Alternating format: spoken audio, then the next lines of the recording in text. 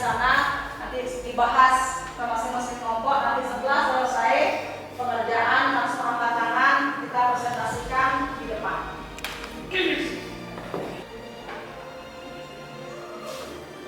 Di masing-masing kelompok. Oke, kelompok yang sudah siap untuk presentasi silakan bisa ditampilkan ke depan. Ya. Yang pertama, pelanggaran hak untuk hidup. Pelanggaran hak asasi manusia terkhususnya di negara kita yaitu Indonesia. Untuk menyuarakan aspirasi dan kritik mereka terhadap pemerintah. Pelanggaran HAM, faktor pelanggaran HAM, takut internal maupun eksternal. Sudah? Oke, lihat sekarang ya hasilnya seperti apa ya. SMK Negeri 1 Mas Bur. Kompeten, inovatif, siap kerja.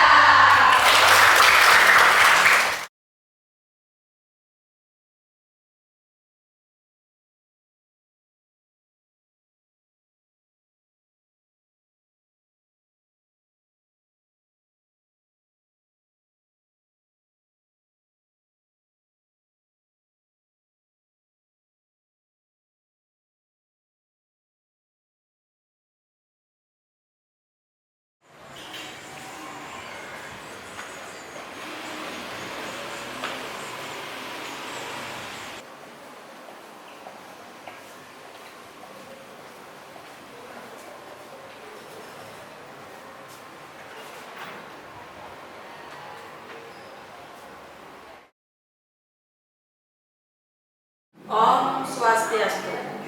Yang terhormat Bapak Ibu dosen penguji PPG dalam jabatan kategori 1 gelombang kedua, perkenalkan, nama saya Anak Agung Istri Mira Kresna Dewi, guru PPKN di SMK Negeri 1 Mas Ubud, sekaligus mahasiswa PPG dalam jabatan kategori 1 gelombang kedua LPTK Universitas Pendidikan Ganesha Singaraja. Pada hari ini, Senin 12 Juni 2023, akan melaksanakan praktek pembelajaran dalam uji kinerja PPG dalam jabatan kategori 1 gelombang kedua tahun 2023. Selamat menyaksikan. Om Santi Santi Santi Om.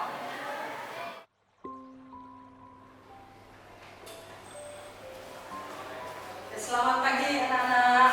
Apa kabarnya? Baik. Semoga hari ini keadaan kalian semuanya baik-baik ya. Oke, hari ini sebelum kita mulai pembelajaran, coba sekarang dilihat kebersihan di samping kalian. Jadi biar pembelajaran hari ini bisa berjalan dengan baik, dengan lancar. Oke, kerapian kalian juga, bajunya dirapikan. Oke, langkah sudah?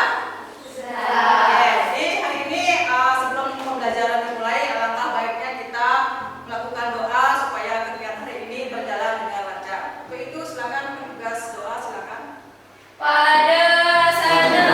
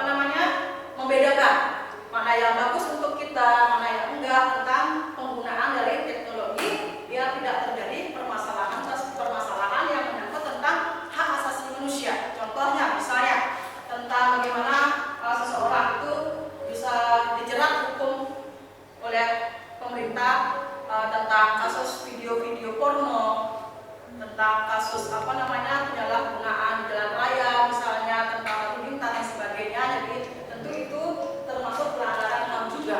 Yang keempat itu kesenjangan sosial dan ekonomi yang tinggi.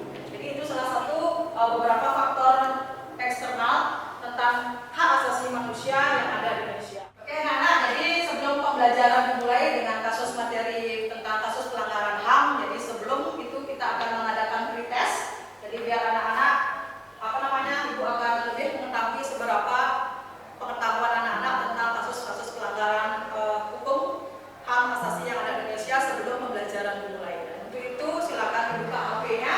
Jadi ibu sudah kirimkan link di sana, silakan dibuka soal-soalnya, silakan dijawab. Jadi waktunya 2 menit. Kemudian ibu akan periksa lewat HP-nya ibu. Oke, silakan dikerjakan.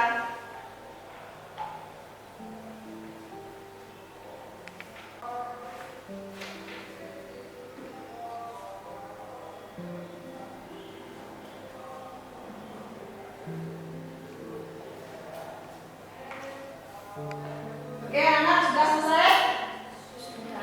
Oke, jadi silakan tutup HP-nya. Jadi ibu akan lihat dari HP-nya itu seberapa pengetahuan anak-anak tentang materi yang nanti kita sampaikan. Oke, untuk hasil pretestnya jadi sedikit nilainya ada yang tinggi, ada yang terlalu rendah sekali. Jadi pembelajaran ini tentunya nanti ibu akan jelaskan bagi yang belum paham, bagi yang sudah mengerti nanti ibu akan sampaikan lebih lanjut lagi. Oke, jadi anak-anak untuk hari ini tujuan pembelajaran kita pada hari ini adalah satu, menunjukkan ketaatan terhadap agama dan kepercayaan. Dua, melaksanakan dengan sungguh-sungguh jiwa toleransi. Ketiga, menerapkan nilai Pancasila sebagai pandangan hidup. Kemudian yang keempat, menerapkan budaya demokrasi dengan mengutamakan prinsip musyawarah. Yang kelima, menganalisis pelanggaran hak asasi manusia dalam perspektif Pancasila. Kemudian yang keenam, menemukan permasalahan dan informasi tentang pelanggaran HAM.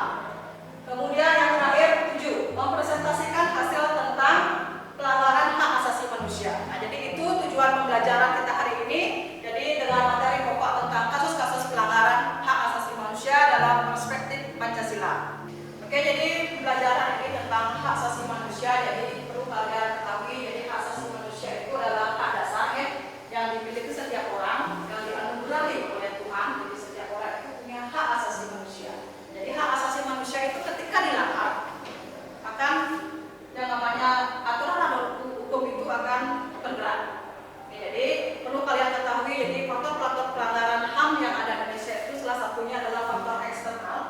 Jadi yang pertama itu adalah penyalahgunaan kekuasaan. Jadi penyalahgunaan kekuasaan itu sekarang sudah banyak sekali kasus-kasus yang ada di Indonesia tentang penyalahgunaan kekuasaan yang ada di pemerintahan kita. Baik itu dari pemerintahan yang paling bawah sampai yang pemerintah yang paling tingkat yang paling tinggi. Jadi itulah permasalahan-permasalahan yang kita hadapi di Indonesia. Jadi penyalahgunaan kekuasaan itu sekarang sudah melebar dari kalangan bawah sampai kalangan atas. Yang kedua itu tidak tegasan aparat hukum terhadap pemerintahan kita tentang kasus-kasus pelanggaran hak asasi manusia. Jadi yang ketiga itu adalah penyalahgunaan teknologi. Jadi penyalahgunaan teknologi itu sekarang sudah ramai sekali. Jadi dari misalnya kita membuat konten-konten yang notabene menyalahi aturan undang-undangan. Itu sekarang anak-anak akan lebih memahami, nanti bisa mempelajari nanti bagaimana kita memilah teknologi itu baik apa enggak untuk kita. Oke, yang keempat, kesenjangan sosial dan ekonomi yang tinggi di masyarakat. Jadi kesenjangan sosial di masyarakat kita sekarang sudah tinggi sekali. Melihat pergerakan anak muda sekarang dengan teknologi, dengan pemakaian barang-barang branded, dengan yang berkelas, tentu akan meningkatkan kesenjangan sosial. Nanti faktornya itu akan mempengaruhi terhadap pelanggaran hak asasi manusia juga. Jadi misalnya kasus-kasus pencurian, kasus pembunuhan, karena keinginan yang notabene adalah keinginan kita tinggi terhadap sesuatu yang tidak pernah kita bisa jangkau sendiri. Oke, jadi itu salah satu faktor eksternal tentang pelanggaran hak asasi manusia di Indonesia. Menyampaikan materi tentang pelanggaran hak asasi manusia yang ada di Indonesia, dan hari ini Ibu akan membagi beberapa kelompok. Jadi kita akan membuat sebuah kelompok, nanti Ibu akan memberikan sebuah kasus. Jadi sebelum penyampaian nanti sebuah kasusnya, nanti Ibu akan menampilkan sebuah video atau film pendek tentang kasus-kasus yang ada di Indonesia, tentang pelanggaran HAM yang ada di Indonesia. Jadi sekarang anak-anak bikin kelompok, jadi silakan bergabung dengan kelompoknya. Jadi kalian nanti setelah bergabung Ibu akan memberikan sebuah kasus yang ada di kelompoknya masing-masing. Nah, untuk itu silakan bergabung dengan kelompoknya.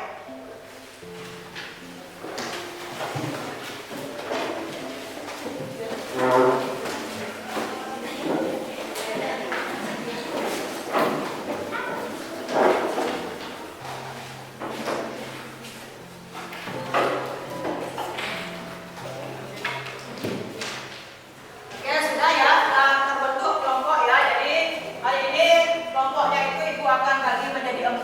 Jadi ini adalah kelompok bintang, itu adalah kelompok Garuda, itu adalah kelompok beringin, yang di sana adalah kelompok kepala banteng. Oke, bisa dipahami?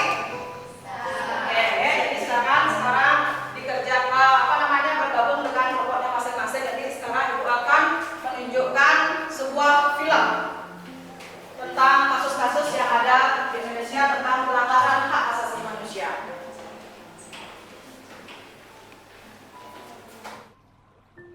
Oh, sudah video, Pak. Kok masih belajar? Itu bukan masalah mesin toh Pak. Itu udah jadi kebiasaan. Udah lah, Nes. Kan maksudnya biar kamu tambah cantik. Apa sih? Sebentar nih, ada hubungan masalah ini?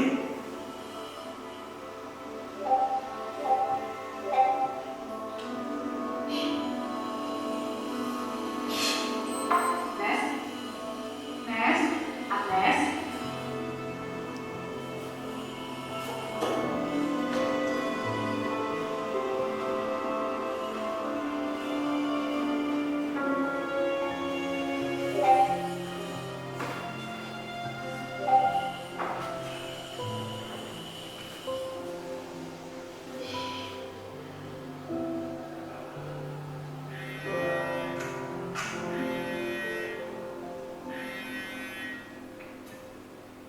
Halo, Nes.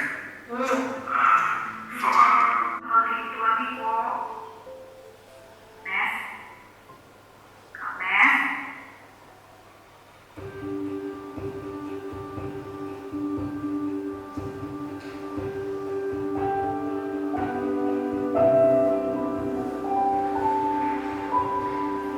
Bercandaan. Tapi kalian lupa, orang yang di balik layar itu juga punya perasaan. Dan kalian nggak tahu kan apa yang mereka alami. Padahal dengan main game, aku merasa jauh lebih nyaman.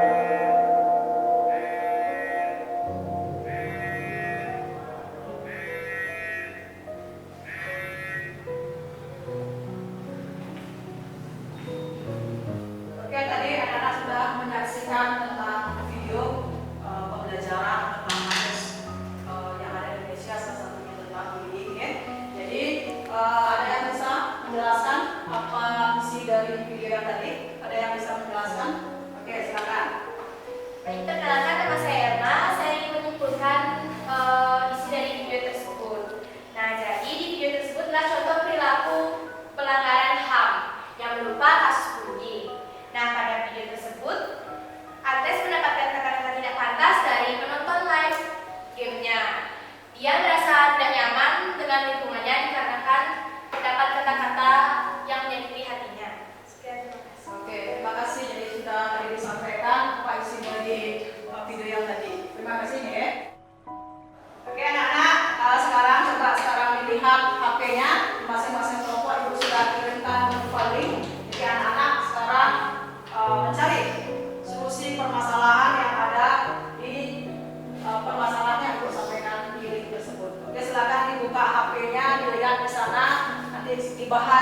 masing-masing kelompok. Nanti setelah selesai pekerjaan transfer lapangan kita presentasikan di depan.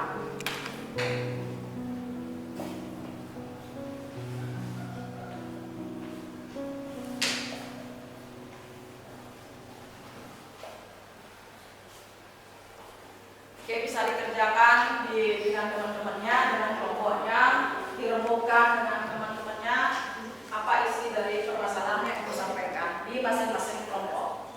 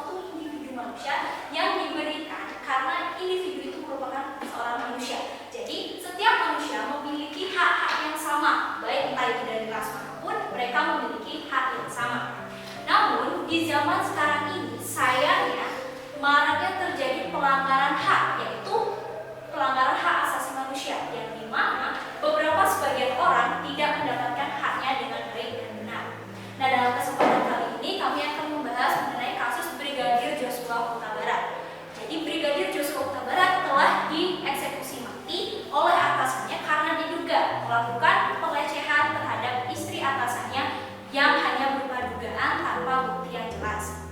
Jadi pelanggaran HAM pada kasus ini yaitu yang pertama, pelanggaran hak untuk hidup. Hak untuk hidup ini dijamin pada pasal 9 Undang-Undang Nomor 39 Tahun 1999 yang dimana pada kasus ini Brigadir J telah mengalami pembunuhan dan 5 orang diduga sebagai tersangka. Lalu pelanggaran yang kedua adalah pelanggaran hak untuk memperoleh keadilan. Brigadir Joshua Huta Barat dilaporkan diduga melakukan pelecehan kepada Putri Chandrawati yang merupakan istri atasannya. Namun ia langsung dieksekusi tanpa melalui proses hukum seperti penyelidikan, penuntutan, dan persidangan. Dalam hal ini, pelanggaran memperoleh keadilan telah diperoleh oleh Brigadir Joshua karena ia tanpa melalui proses persidangan telah diberikan hukuman. Lalu yang ketiga, pelanggaran obstruction of justice atau upaya pelanggaran proses hukum. Hal itu dibuktikan dengan fakta adanya perusakan barang bukti hingga pengaburan peristiwa yang terjadi dalam kasus ini, yang dimana kronologi antara saksi satu dengan saksi lainnya berbeda-beda dan barang bukti telah dimusnahkan oleh pelaku. Dan pelanggaran ini diatur pada pasal 221 KUHP dan pasal 21 Undang-Undang Nomor 31 Tahun 1999. Nah, dapat ditarik kesimpulan bahwa paradigma hukum Indonesia adalah siapa yang mempunyai kekuasaan, maka ialah yang akan memegang kendali atas negara ini. Baik, sekian dari presentasi dan kesimpulan dari ini. Adakah yang ingin mengajukan sebuah pertanyaan? Oke, ada yang bertanya? Oke, silakan. Terima kasih atas waktunya. Jadi saya ingin bertanya, menurut kalian apa faktor atau penyebab yang menyebabkan hukum di Indonesia itu tumbuh ke atas dan jatuh ke bawah? Terima kasih atas pertanyaannya. Izinkan kami untuk berdiskusi terlebih dahulu.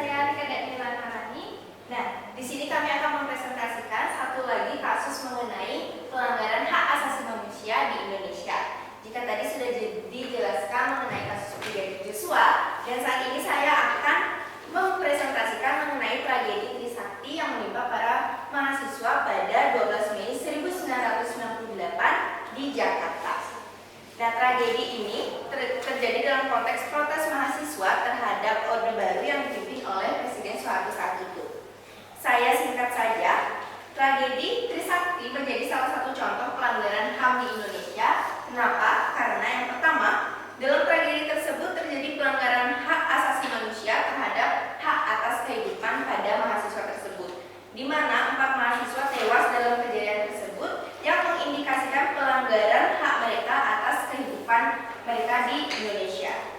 Dan yang kedua, pelanggaran hak asasi manusia kepada mahasiswa terhadap kebebasan berekspresi dan berserikat, di mana saat itu mahasiswa yang turun ke lapangan pada saat itu melakukan demonstrasi untuk menyuarakan aspirasi dan kritik mereka terhadap pemerintah. Namun apa yang mereka dapatkan? Mereka malah mendapatkan tindakan represif dari aparat keamanan yang membungkam kebebasan mereka untuk berekspresi secara demonstran.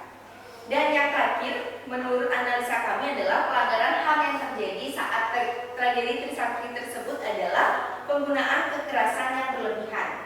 Terdapat bukti-bukti bahwa aparat keamanan menggunakan kekerasan yang berlebihan kepada mahasiswa yang menyebabkan beberapa mahasiswa menjadi luka-luka dan bahkan ada yang kehilangan nyawa. Baik, sekian presentasi mengenai apa saja sih pelanggaran HAM yang terjadi pada tragedi Trisakti. Dari kelompok kami, atas perhatiannya kami ucapkan terima kasih. Terima kasih.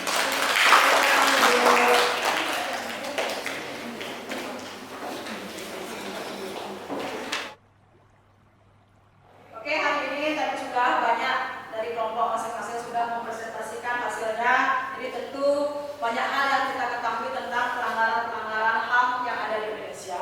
Nah, hari ini ada yang bisa menyimpulkan bagaimana pembelajaran kita hari ini?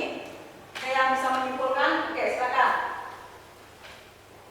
Halo semuanya, selamat siang. Saya Rani Cita Dewi, dan pada kesempatan kali ini saya ingin sedikit menyimpulkan mengenai apa aja sih yang akan kita pelajari hari ini.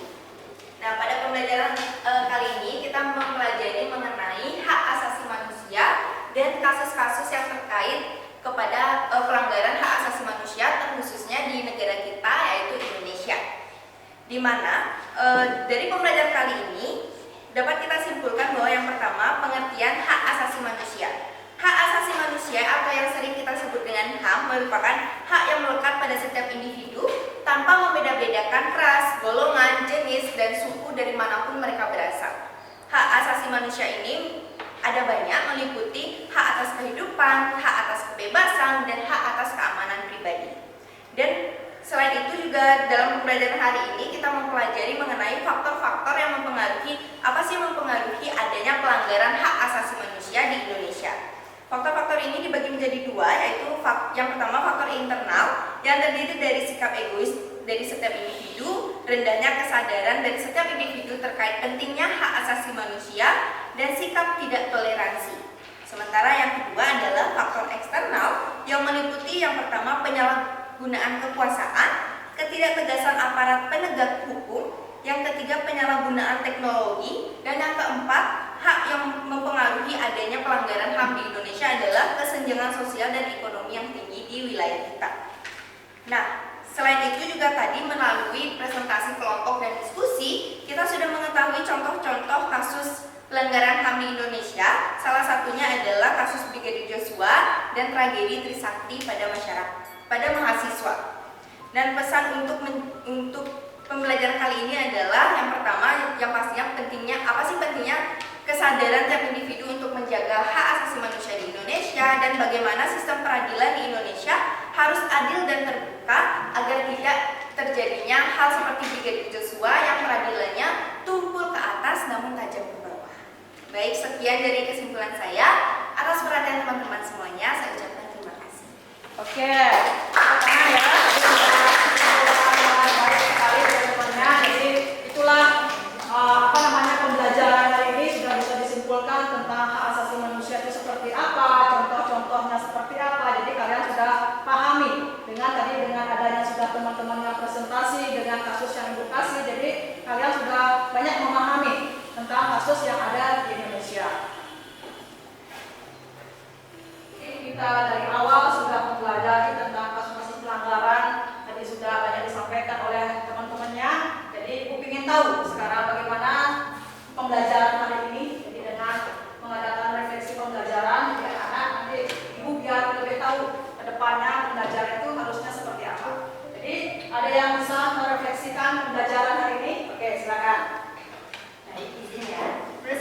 pembelajaran kita kali ini itu sangat menyenangkan dan tidak membosankan karena kita sebagai siswa itu terlibat aktif dalam pembelajaran. Nah, tadi kita diberikan kasus lalu kita itu berdiskusi bersama dan saling mengemukakan pendapat kita. Dan ditambah lagi dengan penyajian materi yang lewat PowerPoint yang berisikan video, membuat kita sebagai siswa itu jadi lebih paham mengenai materi yang disampaikan. Tentunya akan berdampak positif bagi kita karena kita sebagai siswa itu lebih tahu apa itu HAM, habis itu bentuk pelanggaran HAM, faktor pelanggaran HAM, entah itu internal maupun eksternal. Terima kasih. Oke, jadi tadi sudah disampaikan seperti ini ya tentang materi pembelajaran hari ini. Semoga nanti ke depannya kita belajar pendidikan kewarganegaraan itu lebih menyenangkan dengan mengadakan perbaikan-perbaikan media pembelajaran, dengan kita akan menampilkan video maupun wacana yang lainnya. Jadi mudah-mudahan ke depannya kita bisa lebih baik memahami apa itu tentang kewarganegaraan yang ada di Indonesia.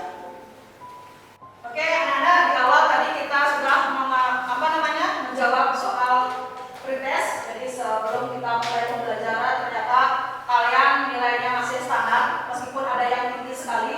Jadi tadi sudah banyak disampaikan materi-materinya. Hari ini kita akan lakukan post-test. Jadi anak-anak silakan dijawab pertanyaannya. Jadi ibu ingin tahu nanti seberapa pemahaman kalian tentang materi yang disajikan tadi. Oke, untuk itu silakan dibuka HP-nya. Tadi ibu sudah kirimkan Google Form di sana. Jadi cara kalian mengisinya. Jadi silakan dijawab. Ibu kasih waktu 2 menit untuk menjawab pertanyaan yang ada di post-test.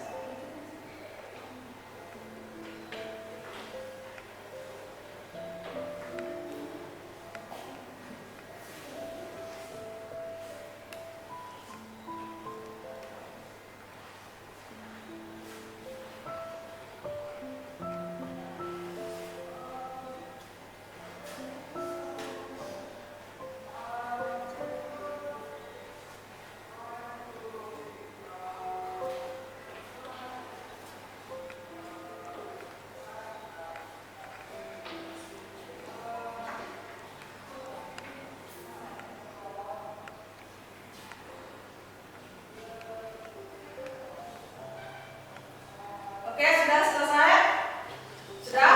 Oke, ibu cek sekarang ya hasilnya seperti apa ya. Oke, jadi lumayan ada peningkatan. Tadi di awal itu masih banyak yang nilainya rendah, sekarang sudah semakin ada peningkatan. Jadi mudah-mudahan dengan metode seperti ini kalian lebih memahami pembelajaran kewarganegaraan itu seperti apa. Oke, jadi hari ini post-testnya sudah dilaksanakan. Terima kasih. Oke, anak-anak tadi sudah mengerjakan post-testnya. Jadi ibu ingin menyampaikan pembelajaran untuk berikutnya seperti apa. Jadi untuk minggu depan kita akan belajar tentang dinamika politik yang ada di Indonesia, bagaimana politik kita di Indonesia, partai-partai yang ada di Indonesia. Nanti itu yang kita pelajari. Oke, siap ya? Oke. Oke, masih semangat ya?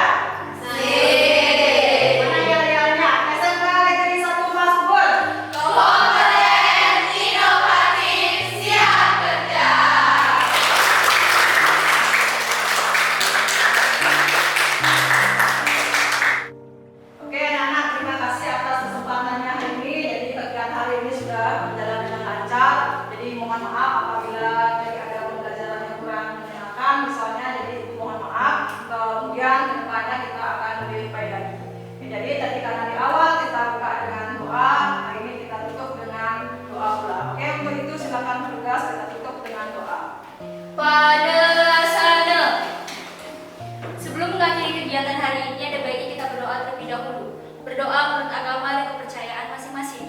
Berdoa, dimulai.